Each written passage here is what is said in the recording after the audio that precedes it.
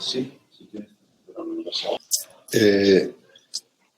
El trauma pediátrico es un drama por el hecho de que son pacientes pequeños que toleran muy mal el dolor y cada vez están más expuestos a sufrir traumas de distinto tipo, agresiones, caídas, golpes directos, accidentes automovilísticos, accidentes en moto o bicicleta.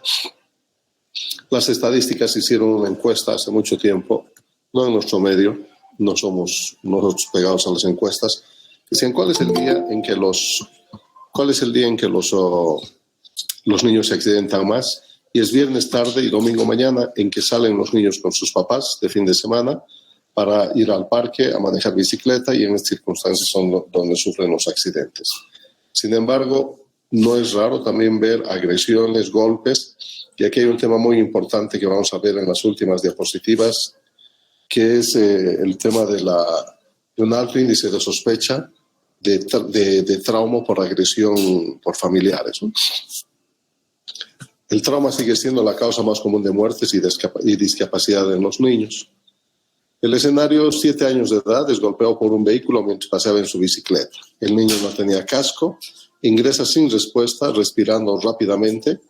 La piel de sus extremidades es pálida y moteada. De aquí hay algunos datos que vamos a hablar. Y sus signos vitales a la llegada son frecuencia cardíaca de 144, respiraciones 38, presión 80-57, escala de coma de Glasgow de 5, ocular 1, verbal 2, motor 2. O sea, un paciente gravemente lesionado con un TEC grave, una escala de coma de 5 y con datos además de shock. Y ya los datos que encontramos de la respiración de 38, la piel pálida y moteada, ya nos está hablando de un estado extremo de hipoperfusión, y esto acentuado por un traumatismo craneoencefálico severo que nos obliga a pensar rápidamente en una vía aérea definitiva. Las prioridades para la reanimación en niños son las mismas, lo he dicho, para todos, adultos, atletas, mujeres embarazadas. Los objetivos en esta ocasión es identificar las características anatómicas y fisiológicas específicas que afectan a los niños. Vamos a hablar un poco y mostrar la escala de Broselow, describir los patrones comunes y las respuestas al trauma, y estar atento al tema de lo que es cierto tipo de lesiones no frecuentes asociados a mecanismos de trauma frecuente o comunes. ¿Qué quiero decir con esto? De que en general los niños son de goma y toleran muy bien los golpes, las caídas de su propia altura, y para que se fracture un hueso en el niño, una costilla, el cráneo, tiene que haber sufrido impacto directo. Ojo, entonces es muy importante en los niños sospechar esto, lesiones crónicas, quemaduras, que nos hagan sospechar agresiones, ¿verdad? Y dice también las encuestas y la literatura, aquel niño que llega al servicio de emergencia con una lesión grave y con sospecha de agresión por familiares próximos, el 50% de los casos, si no son reportados y atendidos precozmente, llegan muertos en la siguiente consulta, y esto es grave, ¿no? Ya nos está tocando ver todos los días este tema, y lamentablemente afectan a los niños, a las mujeres. La mortalidad por trauma supera la suma de otras causas combinadas de mortalidad en la niñez. Por su anatomía, fisiología y mecanismos se producen patrones de lesión diferentes a las de los adultos. Son estructuras más pequeñas, por lo tanto los impactos van a afectar no solamente un segmento, sino gran parte del cuerpo. Y los mecanismos de trauma se relacionan con la edad y la etapa del desarrollo. Los daños neurológicos y respiratorios exceden con creces las alteraciones hemodinámicas en los niños, y es precisamente la falla respiratoria la causa más frecuente de compromiso en los niños antes que el hemodinámico. ¿Qué tipo de lesiones ocurren en los niños con frecuencia? Lesiones causadas por vehículos sigue siendo la misma frecuencia que en los adultos. Ya entran en juego ahogamiento en piscina o lugares próximos, incendios en la vivienda, homicidios y caídas, ¿no? Y por el volumen pequeño es común el trauma multisistémico. ¿Cuáles son los aspectos que debemos considerar en el niño? Es importante esto. Cuanto más pequeño, la cabeza es más voluminosa, la lengua, la mandíbula más pequeña, la lengua más grande. Por lo tanto, es fácil la obstrucción de la vía aérea superior. En los niños, cuanto más pequeños, tenemos que tener mucho cuidado con el tema del manejo de la cabeza y normalmente se recomienda elevar el tronco, ¿no? Y el tórax, todo el cuerpito del niño, sobre unos 2 centímetros de una tabla espinal acolchada para que el occipucio quede al mismo nivel y el paciente pueda respirar cómodamente y no quede en la posición del olfateo por el occipital prominente. La laringe es anterior y tiene una vía aérea mucho más corta, estrecha y en forma de embudo. Esto es importante recordar. Entonces, lo que les adelantaba, el occipucio de los niños es prominente, ¿verdad? Entonces, si nosotros lo tenemos en una superficie plana única todo el cuerpo, el plano de la cara no está paralelo al de la tabla y el mentón se aproxima al pecho y esto se llama la posición del olfateo. Entonces, lo que tenemos que hacer es colocar una colchoneta por debajo del tórax, abdomen, pelvis y piernas con la intención de alinear los ejes y hacer que el occipital descanse directamente sobre la tabla y podamos elevar el mentón, desplazar la mandíbula y despejar la vía aérea superior. El cojín debe tener un espesor de por lo menos 2,5 centímetros. ¿Qué consideraciones anatómicas importantes? La cabeza es más grande. No se olviden que las fontanelas y las suturas todavía no están selladas hasta el año de edad. Por lo tanto, es fácil encontrar traumación, o sea, los impactos craneales van a tener mayor repercusión. Los discos de crecimiento óseo esquelético, los discos de crecimiento están en plena etapa de desarrollo y las fracturas próximas a estos núcleos de crecimiento van a crear graves lesiones en el desarrollo de los niños. La caja torácica es flexible y elástica. Una fractura costal implica, en el 90% de los casos jóvenes, un golpe directo. Ojo, cuidado. La fractura de un hueso largo, las más de las veces implica también impactos directos y estar atento a cierto tipo de lesiones. La columna cervical, los ligamentos espinales son más flexibles, las vértebras están acuñadas en sentido anterior, las facetas articulares son planas, y es frecuente ver lo que es la pseudosubluxación a nivel de lo que es C4, C5, y en los niños uno tiene que tener un alto índice de sospecha en busca de lesiones de la médula espinal sin alteraciones radiográficas, así se abrevia esto, lesiones de la médula espinal sin anormalidades radiológicas, LMESAR, ¿no? Y acá tiene que entrar mucho lo que es un alto índice de sospecha. Es difícil comunicarse con el niño, los niños lloran, es difícil hacer una escala de coma de Glasgow, por lo tanto, lo primero que es ganarse la confianza y examinar. La pared torácica es suave, flexible, y los impactos directos van a condicionar contusión pulmonar sin evidencias de fracturas costales.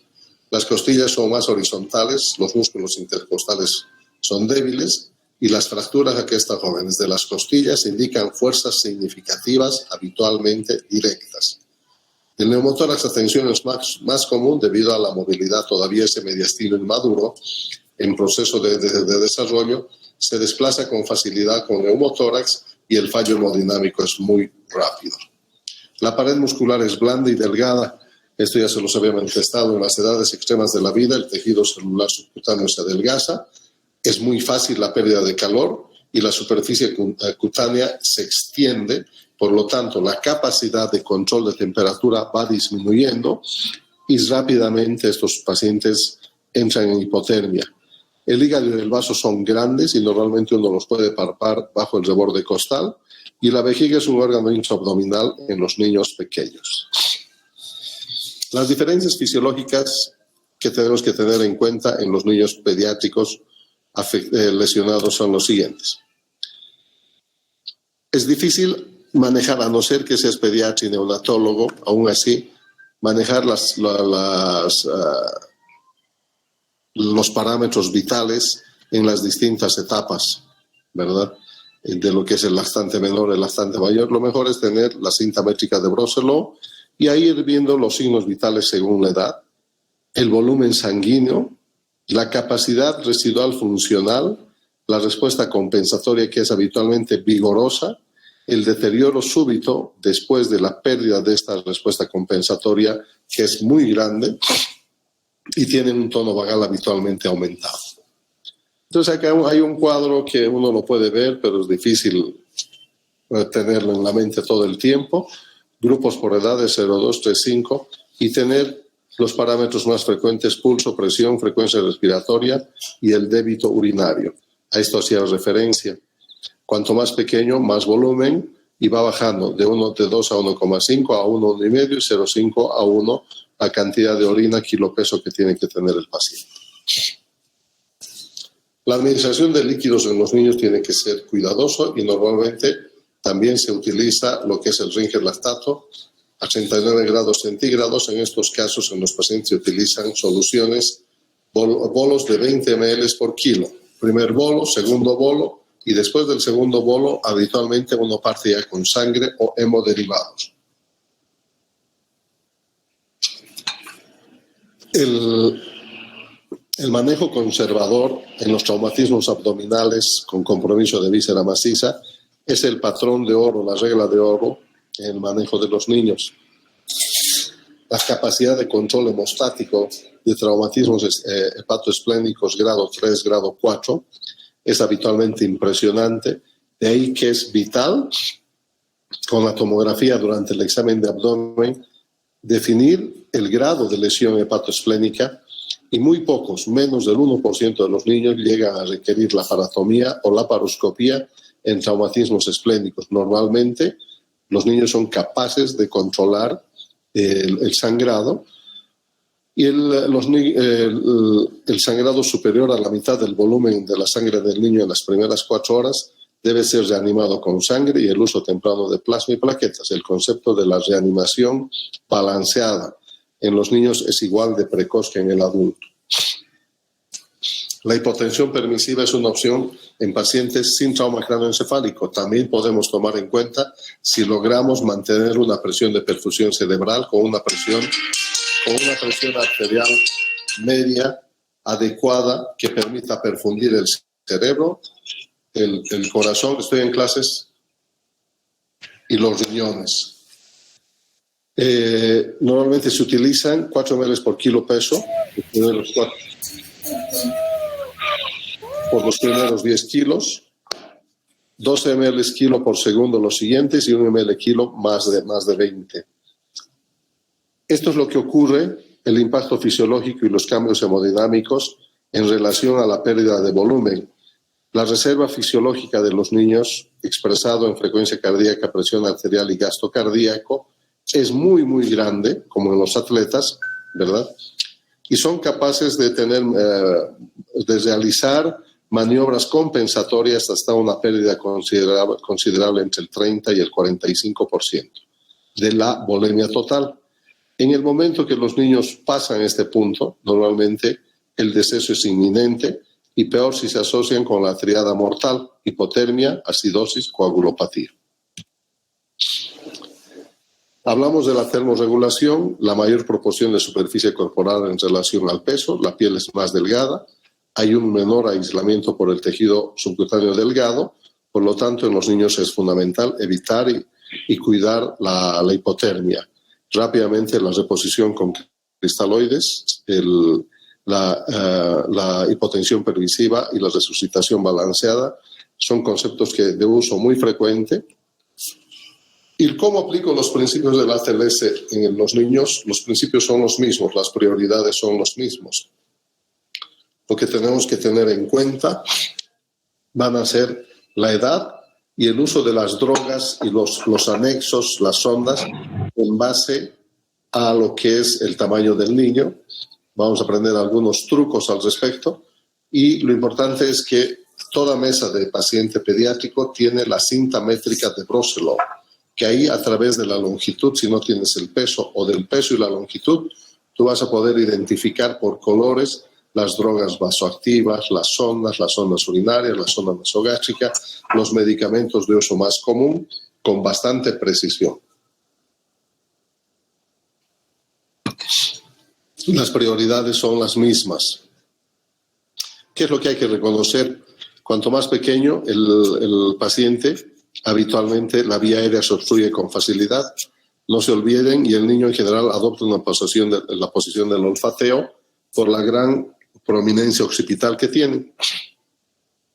Que el neumotórax es muy fácil por el mediastino bamboleante, hay que evitar el barotrauma. Los accesos vasculares, este es un drama, y en los servicios de emergencia deben haber enfermeras especializadas en canular niños, y está evidenciado que un tercer intento ya es una agresión, considerada como una agresión, ¿sí? Porque después del tercer intento ya uno tiene que tener, ya el tercer y cuarto debe ser ejecutado por profesionales expertos e incluso ya evaluar un eventual catéter venoso central o un catéter intraóseo. En los niños habitualmente esto es posible para la resucitación con cristaloides y sangre. La escala de coma de Glasgow, las variaciones, hay que estar atentos, tener una escala, el gráfico a la mano para poder realizar una evaluación neurológica adecuada, y siempre lo que hay que es, en la exposición, evitar la pérdida de calor. En el manejo de la vía aérea es importante recordar que la tráquea es corta, la intubación monobronquial es muy frecuente, la profundidad de la inserción del tubo endotraqueal es igual a 3 por el calibre del tubo endotraqueal. Vamos a aclarar esto, que el tubo endotraqueal se ocluye muy fácilmente y hay una presentación engañosa de shock hipovolémico en los niños. O sea, el efecto de la insuficiencia respiratoria que compromete la parte hemodinámica antes, y es por eso que normalmente las manifestaciones de la falla respiratoria son más evidentes que los hemodinámicos. ¿Qué ocurre con esta tráquea corta? Es fácil que el tubo endotraqueal se desplace al bronquio fuente derecho y sea una intubación monobronquial. ¿Cómo elijo el tubo? Este programa es muy interactivo, es muy dinámico y participativo. ¿Cómo elijo el tubo endotraqueal en los niños? Habitualmente se elige observando el diámetro de la fosa nasal, de la narina, y ese es el calibre próximo al ideal. Si tienes en la cinta métrica de Brosselow, mejor te fijas talla, peso, y ahí está el preciso, pero una referencia de aproximación es la narina, y otra referencia es el calibre del dedo pequeño. Primer detalle importante. Segundo, que el tubo endotraqueal de los niños no tiene balón, porque el cricoides que esté en proceso de maduración es un sello hermético, no requiere balón el tubo endotraqueal de los niños. Tercero, si colocan un tubo con balón por equivocación, la tráquea recibe su irrigación fundamentalmente de su revestimiento mucoso y submucoso. Si ustedes lastiman, que es el elemento de sostén y nutrición de la tráquea, van a tener problemas de traqueomalacia o estrecheces en los anillos traqueales afectados.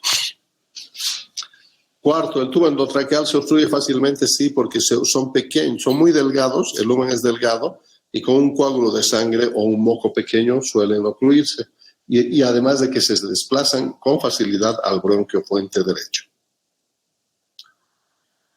El niño respira ansioso y por la boca y puede tener una dilatación gástrica aguda y simular un abdomen agudo, e incluso esto incrementar datos de hipotensión y riesgo de aspiración.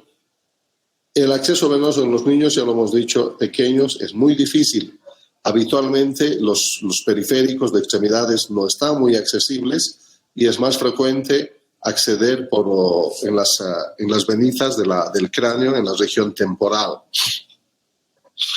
Las lesiones inadvertidas de vísceras huecas pueden pasar desapercibidas y hay que tener en cuenta los hallazgos sutiles de trauma musculoesquelético en los niños. Siempre pensar, si es un mecanismo de lesión raro, no frecuente, con una lesión, con un trauma severo, con una aparente información de caída de la cama y fractura de fémur, eso no existe, eso no es posible. Que se cayó de la cama 30 centímetros y al piso y que se fractura el fémur. Ahí hay fuerzas externas. La exposición a la radiación es dosis acumulativa. Por lo tanto, la radiografía de tórax que te tomas en la niñez, te repites luego y te repites, van acumulando en el efecto teratogénico. Por lo tanto, los estudios radiológicos tienen que ser los estrictamente necesarios, ¿no?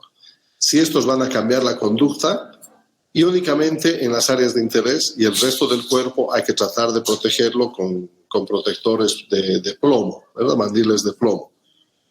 Y realizar los estudios radiológicos con la menor dosis posible. Los anexos en la revisión primaria en los niños son los mismos, pero acá se agrega la tomografía de primera mano, tomografía de abdomen fundamentalmente. Es de gran utilidad para evidenciar traumatismos de vísceras macizas hepatoesplénicos que están condicionando el sangrado y el shock hipovolémico. Es importante la tomografía asociada a la ecografía para definir el grado de lesión hepatoesplénica y además definir la conducta, que hemos dicho que en el 99% de los casos es conservadora. Solo observar, pero vas a observar en ciertas condiciones. Que tu hospital tenga terapia intensiva a las 24 horas del día, que tengas un banco de sangre disponible, que tengas al cirujano de planta, al cirujano de niños presente en el hospital, el anestesiólogo presente en el hospital, y en esas condiciones puedes hacer un manejo conservador, porque si no cumples estos requisitos, hasta que llegue el cirujano, hasta que llegue el anestesiólogo, ese niño se puede perder, ¿no? El ultrasonido en trauma es importante.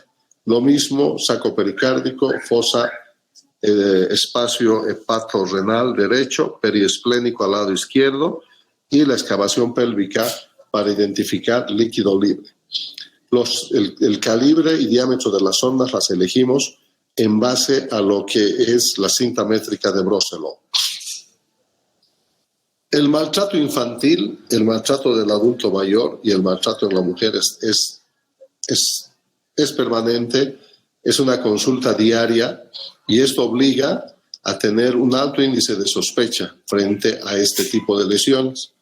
Entonces, las lesiones poco comunes, las cicatrices de lesiones antiguas, los hematomas en proceso de resolución, los hematomas multicolores, todos estos nos tienen que hacer sospechar y siempre pensar que una caída de la altura de la cama o que se cayó en la bicicleta y traen fracturas no habituales o lesiones no habituales, pensar en el maltrato infantil. ¿Cuáles son las pistas, no? La actitud del niño a la defensiva, la mamá, que normalmente está en el mismo ambiente y la persona agresora también participa del ambiente, y en esas instancias ninguna de las dos personas va a poder dar información precisa.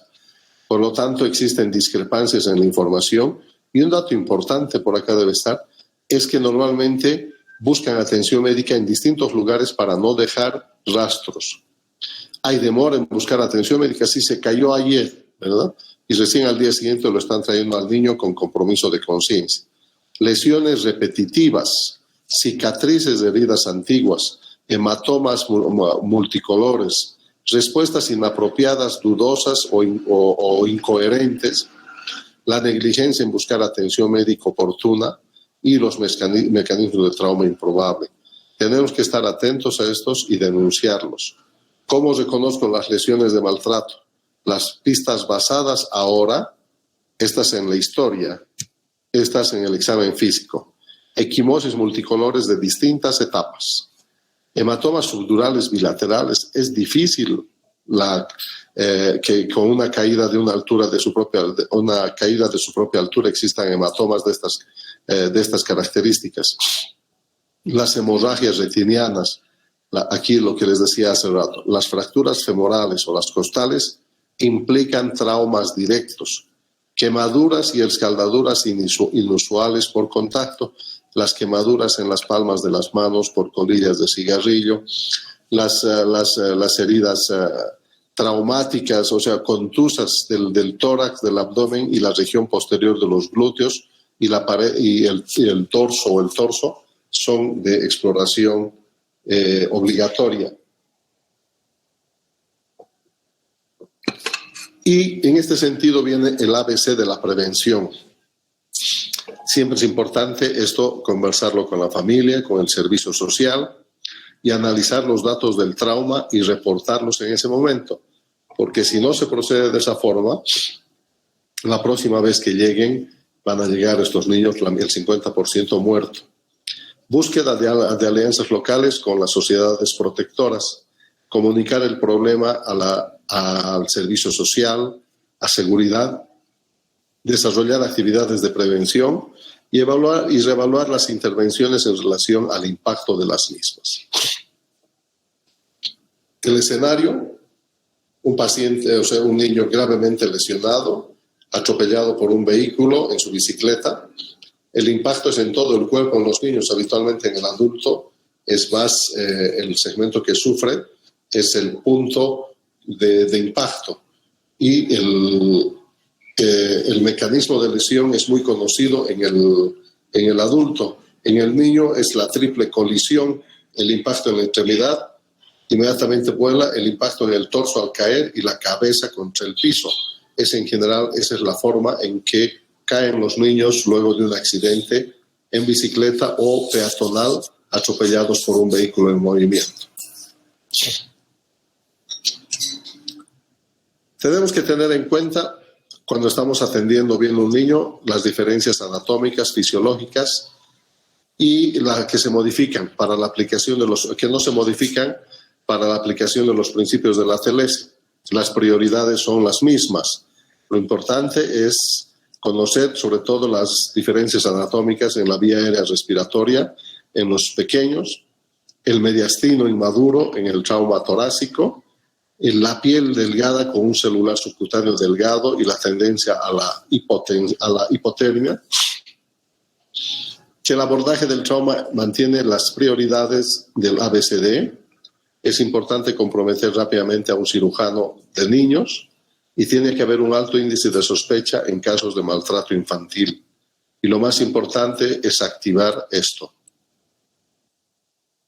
La prevención, el ABCD de la prevención. Preguntas.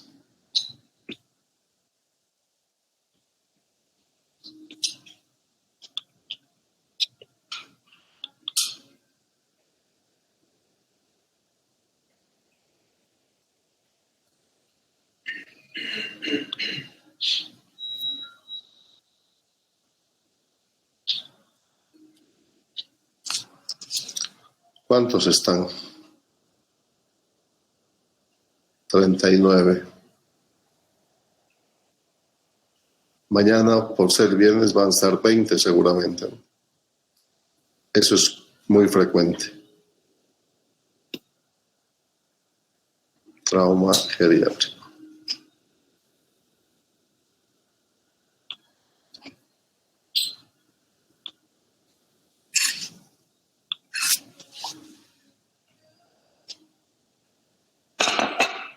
En los siguientes 20 minutos vamos a hablar de trauma geriátrico. Nos hemos reservado los 3 capítulos finales, 2 para hoy, mañana 1. Trauma geriátrico, trauma pediátrico y trauma en la mujer embarazada. Vamos a hablar un poco de traslado para cuidados definitivos y está concluido. Cada vez vemos más pacientes geriátricos comprometidos en trauma. ¿Por qué? Porque estamos viendo personas mayores conduciendo, personas mayores que están envueltos en accidentes de tránsito, en agresiones y ver como en este caso, ¿no? Una agresión con arma blanca. Al igual que el niño, lo importante a considerar en el adulto mayor, en el paciente geriátrico, son los cambios anatómicos y los cambios fisiológicos que ocurren en la medida que van pasando los años, las enfermedades que acompañan a ellos, las comorbilidades, la lista es larga: diabetes, hipertensión, dislipidemias, enfermedades pulmonares obstructivas y restrictivas, artrosis de la columna cervical, artritis de las distintas articulaciones, toman medicamentos, la tendencia es multifarmacia, antiarrítmicos, toman beta bloqueadores, En nuestro medio no es infrecuente encontrar pacientes mayores con marcapasos. Entonces, todos estos detalles hay que tener en cuenta al momento de evaluar un adulto mayor.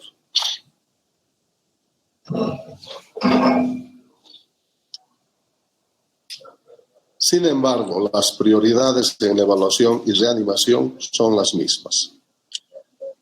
Ayer vimos un caso de un escenario de fractura de pelvis clásico en una mujer que se cayó en el invierno, ¿verdad? Ahora vamos a ver un hombre de 79 años que es traído al departamento de urgencia luego de haber sido encontrada por su esposa, al pie de la escalera, ¿no? Se cayó en la escalera.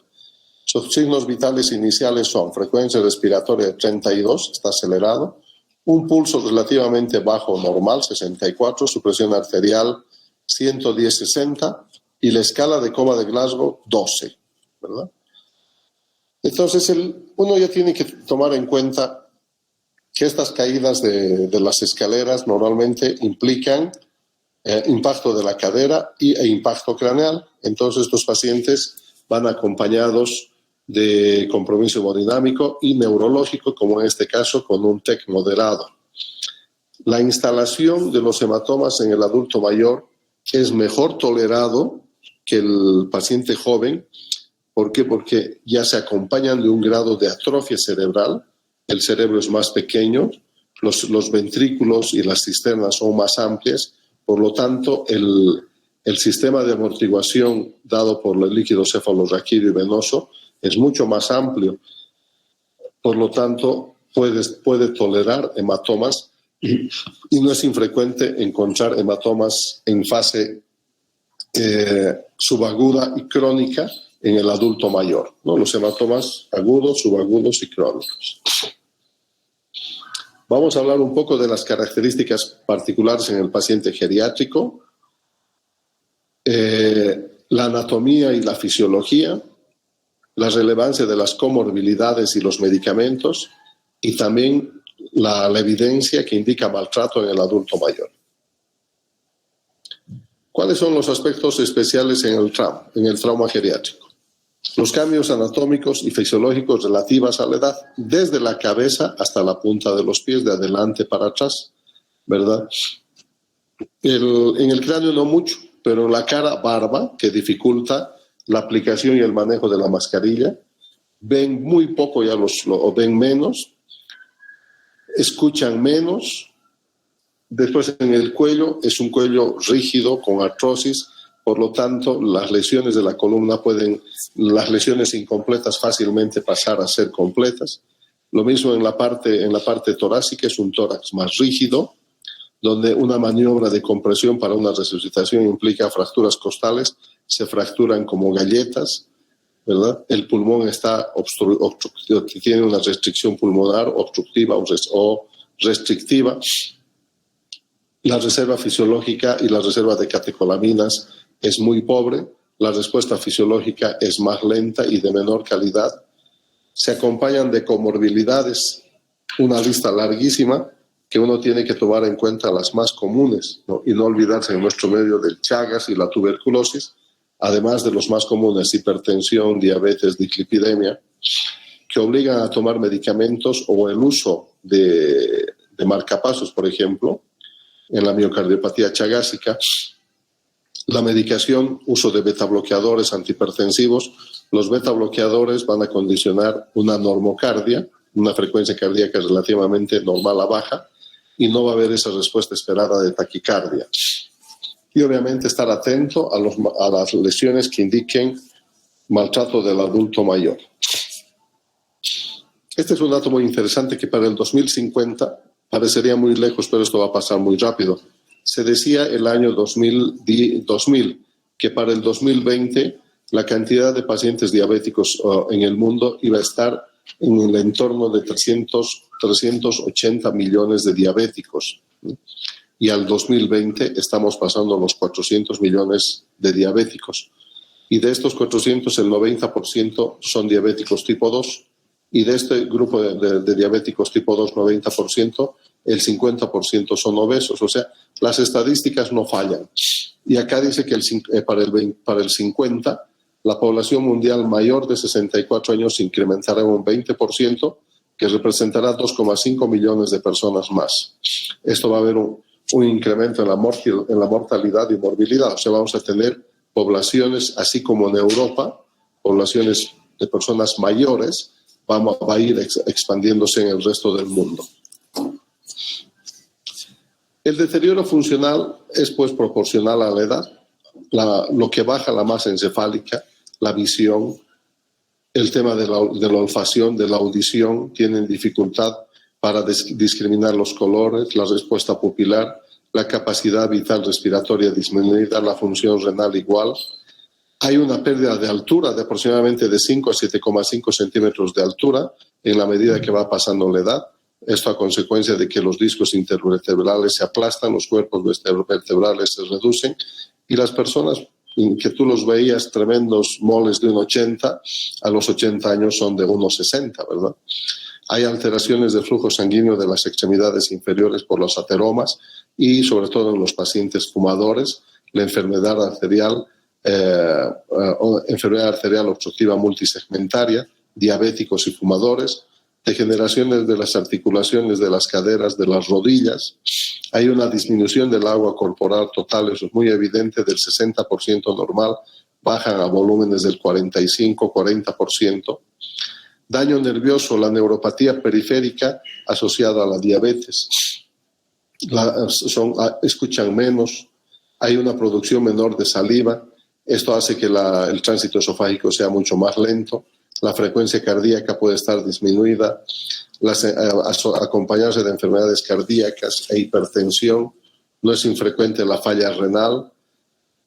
En general hay pues una disminución de lo que es la función de los órganos y los sistemas en la medida que va pasando los años. Las causas principales de lesión varían un poco más en el adulto mayor. Las primeras ahora son caídas, consumo de alcohol y quemaduras. No es raro las quemaduras producto de incendios a consecuencia de los cigarros que se quedaron dormidos y encendieron las sábanas. El consumo de alcohol y las caídas. Caídas en las escaleras, caídas en la casa, caídas de su propia altura. Sin embargo, ya estamos viendo viejitos a personas mayores conduciendo vehículos y vistos en accidentes automovilísticos y colisiones vehiculares. El ABCD es el mismo en el adulto mayor, las prioridades no cambian. Vía aérea permeable con control de la columna cervical, solo que tendrás que ser más cuidadoso en el manipuleo de esa columna rígida, artrósica, con osteofitos, con mucho cuidado las maniobras básicas y alguna eventual intubación. La reserva cardiopulmonar está disminuida y puede requerir una intubación temprana. Mucho cuidado nuevamente en el manejo de la columna cervical al momento de la intubación. La reserva cardíaca se ve afectada en estos pacientes, por lo tanto, la resucitación con cristaloides tiene que ser muy cuidadosa. Tres situaciones particulares que ameritan el uso de un catéter venoso central para la administración de fluidos en el trauma. El adulto mayor, porque con una gota de más hacen edema agudo de pulmón, el trauma cardíaco contuso y los niños en los cuales no ha sido posible acceder a una vía aérea periférica. ¿Qué factores afectan al manejo de la vía aérea? Son edentados o tienen placas, las placas se desprenden, obstruyen con facilidad la vía aérea superior, hay fragilidad de la mucosa nasofaringea y obviamente la artrosis cervical que nos va a dificultar el manejo. Tienen una reserva respiratoria disminuida y peor si eran fumatéricos.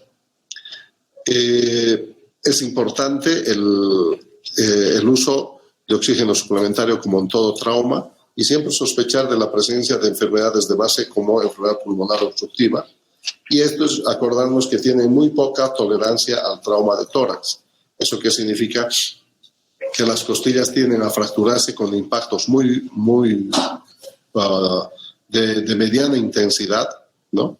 Y los traumas torácicos menores tienen efectos mucho más graves en los pacientes con trauma torácico. La función y reserva cardiovascular está disminuida, los depósitos la respuesta de las catecolaminas igual, La administración de los líquidos tiene que ser muy cuidadosa para evitar el daño, la sobrecarga de volumen y el edema agudo de pulmón. Siempre preguntar en el momento de la evaluación de la historia amplia el uso de medicamentos y entre estos anticoagulantes, antiarrítmicos, betabloqueadores, hipoglicemiantes, uso de marcapasos, todos los medicamentos que estos pacientes utilizan y los antecedentes de arritmias y los efectos de las catecolaminas frente a pacientes tomadores de betabloqueadores o portadores de marcapasos. En los problemas específicos neurológicos, los hematomas subdurales agudos y crónicos o subagudos y crónicos son más frecuentemente vistos porque estos hematomas son bastante bien tolerados por la atrofia cerebral y los espacios que van dejando permiten la acumulación de este quinto componente que es el hematoma. Hay alteraciones del estado de conciencia por atrofia cerebral, hipoperfusión y medicamentos. No es infrecuente el tema cuando ya ver personas jóvenes con demencia senil. Entonces, todos estos datos los aporta la familia. Las lesiones, la osteoartrosis de la columna que llevan a lesiones medulares y vertebrales. El mecanismo de termorregulación está alterado por la mayor extensión de la superficie cutánea, el adelgazamiento del tejido celular subcutáneo, por lo tanto son muy lábiles a pérdidas de temperatura y a estados fríos, ¿no? Entran muy fácilmente a estados de hipotermia, tienen un mayor riesgo de infección y obviamente a esa edad muy pocos tienen el refuerzo contra el tétanos, entonces en accidentes con exposición, con heridas expuestas a sustancias sospechosas de contener esto, es mejor vacunar a los viejitos. Los problemas musculoesqueléticos son las causas más frecuentes de morbilidad. Son susceptibles o con mayor propensión a cierto tipo de fracturas, como la fractura de cadera. La fractura de cadera es muy frecuente encontrar en caídas de su propia altura.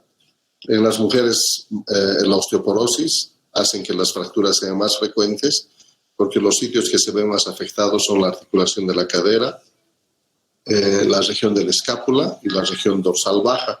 Entonces es frecuente encontrar en este sitio con caídas de su propia altura, fracturas.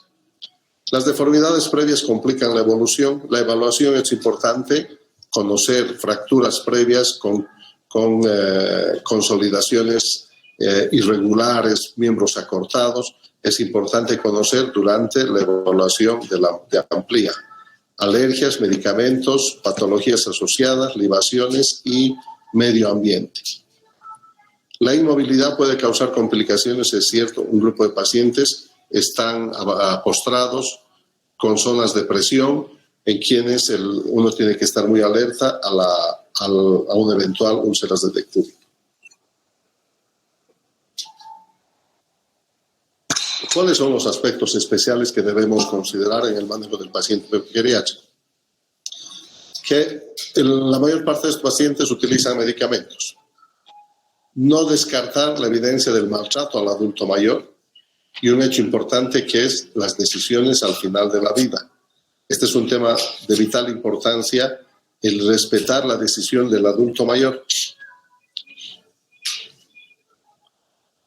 Los pacientes pueden estar tomando betabloqueadores, antihipertensivos, anticoagulantes, AINES, corticoides, diuréticos, hipoglicemiantes, psicotrópicos, antidepresivos, ansiolíticos, una serie de medicamentos. Y uno tiene que estar alerta y detectar el maltrato al adulto mayor con un tema que es un alto índice de sospecha.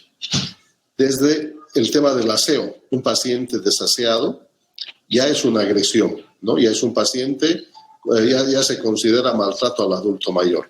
Maltratos físicos, sexuales, abandono, maltrato psicológico, abuso material y financiero y la violación de sus derechos.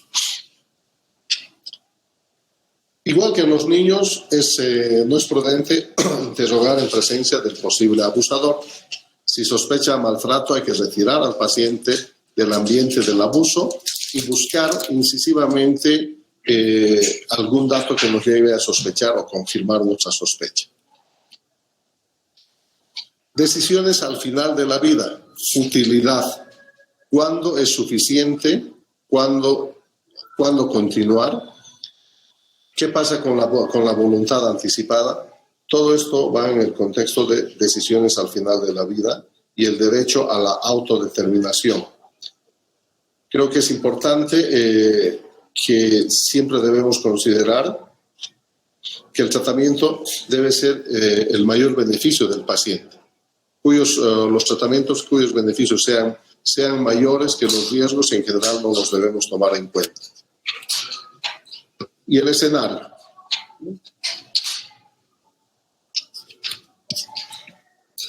Preguntas.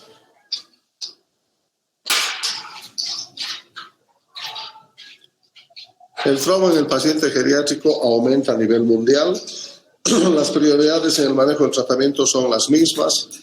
Los cambios anatómicos y fisiológicos que se asocian a comorbilidades y uso de medicamentos.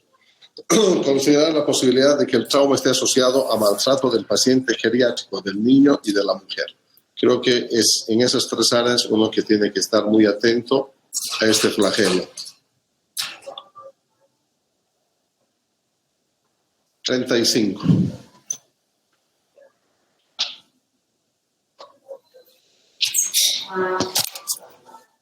Entre tanto, desconecto mi cargador. ¿Tienen tiempo de preguntar?